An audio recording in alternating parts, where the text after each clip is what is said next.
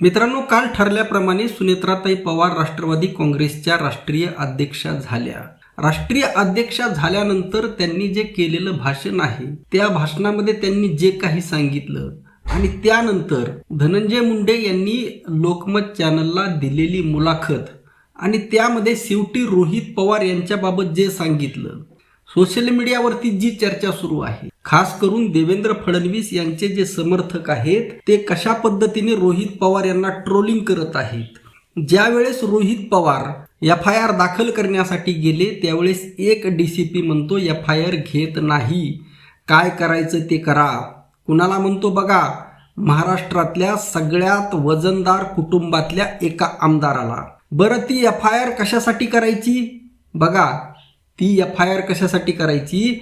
या राज्याच्या डेप्युटी CMचा संशयास्पद मृत्यू झालेला आहे त्याच्या चौकशीसाठी. आता हे डेप्युटी CM कोणाच्या जवळचे आहेत? सगळ्यात जास्त जवळचे आहेत गृहमंत्र्याच्या, अर्थात देवेंद्र फडणवीस यांच्या, अर्थात मुख्यमंत्र्यांच्या.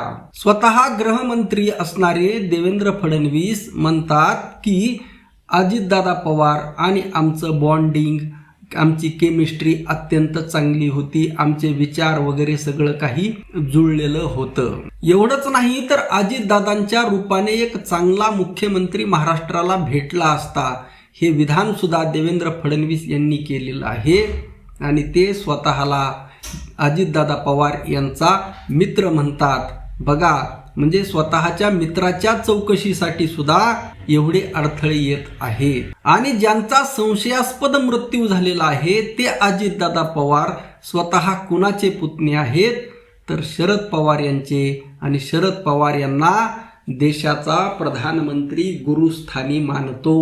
अशा एका VVIP व्यक्तीला एक DCP म्हणतो. बघा, अशा एका VVIP असणाऱ्या व्यक्तीला एक DCP म्हणतो FIR घेत नाही, काय करायचं ते करा. मित्रांनो, या राज्यामध्ये, या देशामध्ये एका VVIPची ही हालत आहे.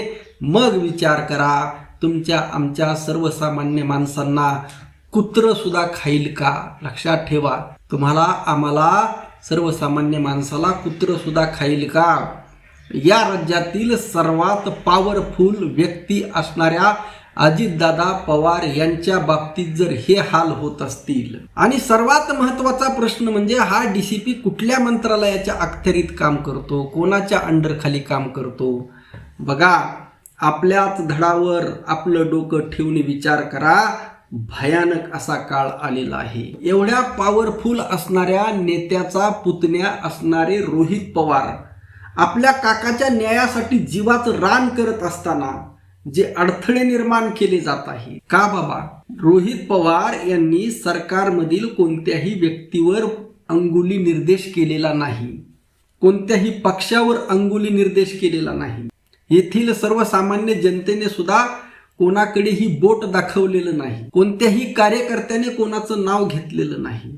असं सगळं असताना सुद्धा एक निष्पक्ष पद्धतीने चौकशी व्हावी आणि ज्यांच्यावर कोणावर संशय आहे 100% बघा, घातपात आहे की नाही, परंतु मृत्यूला कोणी ना कोणी जबाबदार आहे, हे सहजासहजी घडलेलं नाही. आणि असं असताना ज्यांच्या कोणावर अंगुली निर्देश जात आहे त्यांच्यावर जर FIR होत नसेल, अडथळे आणले जात असतील, आणि सोशल मीडियावर फक्त एका विशिष्ट विचारसरणीचं जे ट्रोलिंग सुरू आहे, बघा, एका विशिष्ट विचारसरणीचे लोकच, बघा, आता तो भारतीय जनता पार्टीचा प्रवक्ता बनलेला नवनाथ बन, त्याच्यासारखा एकदम पाताळ यंत्री माणूस तो पत्रकार होता एकेकाळी, आणि इतक्या खालच्या लेवलचे विचार त्या माणसाचे आहेत. त्या माणसाचा आवाज जरी कानात ऐकला तरी माणसाला असं कर्कश होतं. असा माणूस भारतीय जनता पार्टीने प्रवक्ता बनवलेला आहे. आणि तो सुद्धा अशा पद्धतीचं अंधभक्त असल्यासारखं बालिश विधान करतो.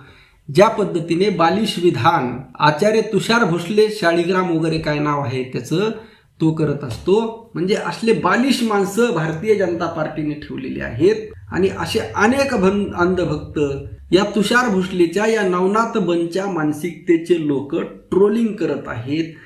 केवळ अजितदादा पवार यांच्याबद्दल, यांच्या मृत्यूबद्दल संशय उत्पन्न झाल्यानंतर या लोकांच्या बुडाला नेमकी आग का लागत आहे हा खरा प्रश्न आहे.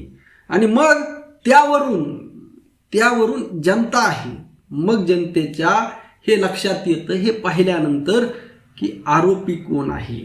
आणि लहान पोरग सुद्धा आता सांगायला लागलेलं आहे की बांधावरचा माणूस सुद्धा, शेतकरी सुद्धा आता सांगायला लागलेला आहे की हा अपघात नसून घात आहे आणि कुणी केलेला आहे हे सुद्धा आता लोकांच्या लक्षामध्ये आलेलं आहे.